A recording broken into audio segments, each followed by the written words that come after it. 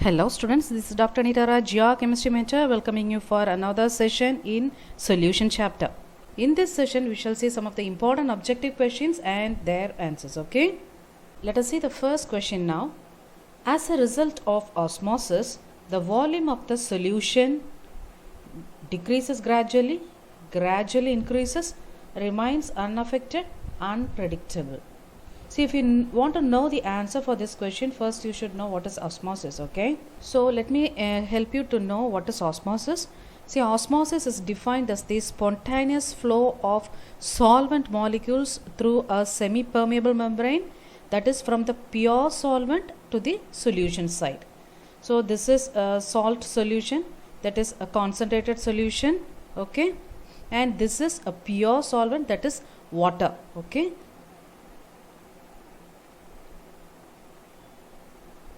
This is a solvent and this is concentrated solution, that is salt solution, okay? This is water, pure water. So what happens during osmosis is the pure solvent will be spontaneously flowing from the solvent side to the concentrated side, that is salt solution side, okay? So what happens when the solvent starts to move from this pure solvent side to the salt solution?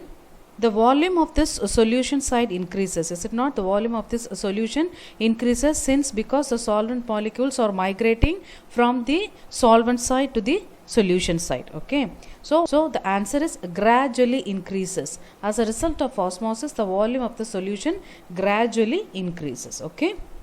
So the correct answer is gradually increases, right?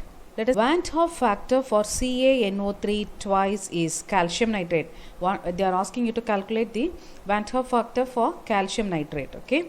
So they have given the option 1, 2, 3 and 4, okay? So first you should know what is Van 't Hoff factor. Van 't Hoff factor is a number of particles after association or dissociation in a solution divided by the number of particles before association or dissociation. So for this you should write down the ionization equation of calcium nitrate first. So let us write CaNO3 twice. How it ionizes? Ca2 plus 2NO3 minus, okay? See, before dissociation how many number of particles I have? Only one, is it not? Before dissociation there is only one, okay? So what happens after dissociation? Here 1, here 2, so 3. So we are having 3. So after dissociation we are having 3 particles and before dissociation we are having 1 particle. So finally the answer is 3. So what's the Van 't Hoff factor of calcium nitrate? It is 3. So option C is correct, okay? Read the third question. Which one of the following has the highest boiling point? So options were given: 0.1 molar NaCl, 0.1 mole of urea and same molality of barium chloride and same molality of glucose. And you are supposed to find out which one is having the highest boiling point. For having the solutions with same molar concentration, greater the value of Van 't Hoff factor, higher will be the boiling point. Okay, see, if the solution are of the same concentration, the solution which is having the highest value of Van 't Hoff factor will be having the highest boiling point, okay? That's because, see, delta T, we have this formula, delta T is equal to I is nothing but it's Van 't Hoff factor, Kb, this is ebullioscopic constant and this is concentrate, okay? Elevation in boiling point is directly proportional to the Van 't Hoff factor. So if Van 't Hoff factor, for the solution which is having the highest Van 't Hoff factor will be having the highest boiling point. So that we should find out first. See, for NaCl, how many particles will be there after dissociation? Na plus Cl minus, okay? So 2 particles. After dissociation there will be 2 particles. So before dissociation 1. So Van 't Hoff factor is 2 for NaCl. Next is for BaCl2. BaCl2. See, it dissociates into Ba2 plus 2Cl minus. Okay, 2Cl minus. That is, how many particles are there after dissociation? 1 plus 2, that is 3. Okay, so 3 particles. Before dissociation 1, so totally 3. Van 't Hoff factor is 3. Okay. What about for urea? See, urea, it will not undergo ionization. It will not undergo ionization, and also glucose the same. Glucose also will not be undergoing ionization. So in this case, which substance is having the highest Van 't Hoff factor? BaCl2. So which will be having the highest boiling point? Obviously 0.1 molar solution of barium chloride. So option C is correct. Okay. Let's see the next question. Cryoscopic constant is the depression in freezing point produced by 1% solution, 1 molar solution, 1 molal solution, 1 normal solution. So 4 options were given. So this has to be observed very keenly. Only if you know the definition for cryoscopic constant, then it is possible to find out the answer. So what is cryoscopic constant first? See, cryoscopic constant is equal to this depression in freezing point when the solution concentration is 1 molal. Mean delta TF, that is depression in freezing point, delta TF is given as KF. Okay, KF, this is KF is nothing but cryoscopic constant into molar. See, when M is equal to 1, then depression in freezing point will be equal to this cryoscopic constant.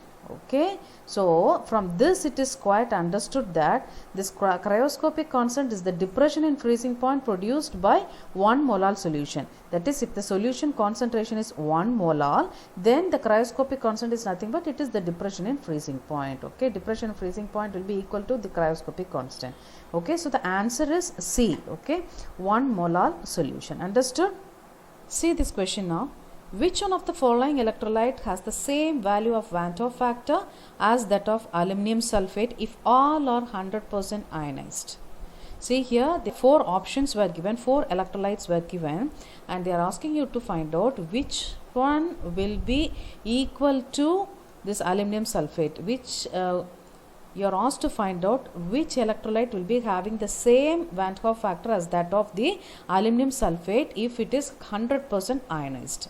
Okay, see, all the electrolytes will be getting 100% ionized, and they are asking you to find out which electrolyte will be having the same value of Van 't Hoff factor as that of aluminum sulfate. Okay, for this you should find out the Van 't Hoff factor for all the electrolytes, and then we should check which is equal to aluminum sulfate. Okay, so let us check for potassium sulfate first. Aluminum Al2 SO4 thrice. How it ionizes? 2Al3 plus 3SO4 2 minus. Okay, and let us check for potassium sulfate now. K2SO4. See, this dissociates into 2K plus SO4 2 minus. Okay, next let us check for K3FeCN6, that is potassium ferricyanide. K3 FeCN6. Okay, how it dissociates? 3K plus FeCN6. Okay, 3 minus. All right, next K4 FeCN6. It dissociates to 4K plus FeCN6 4 minus. Okay, the final one, aluminum nitrate AlNO3. It dissociates into Al3 plus 3NO3 minus. Okay, so this is how the dissociation is taking place. Now we should check which one will be having the same Van 't Hoff factor as that of aluminum sulfate.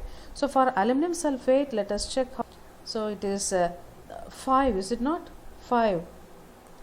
After dissociation we are having 2 plus 3. So 5 divided by 1, that's equal to 5. Van 't Hoff factor is 5 for aluminum sulfate. For potassium sulfate, it is 2 plus 1, 3, is it not? So 3 by 1 is equal to 3. For Potassium ferricyanide, it is 4 by 1 is equal to 4. For potassium ferrocyanide, it is 5 by 1 is equal to 5. How come 5? Here we have 4 plus 1, 5. So 5 by 1. What about aluminum nitrate? It is 4 by 1 is equal to 4. So this one, that is potassium ferrocyanide and aluminum sulfate, both are having the same Van 't Hoff factor after 100% ionization. So both will be having the same Van 't Hoff factor because both on complete ionization gives 5 ions in the solution. So which is the correct answer?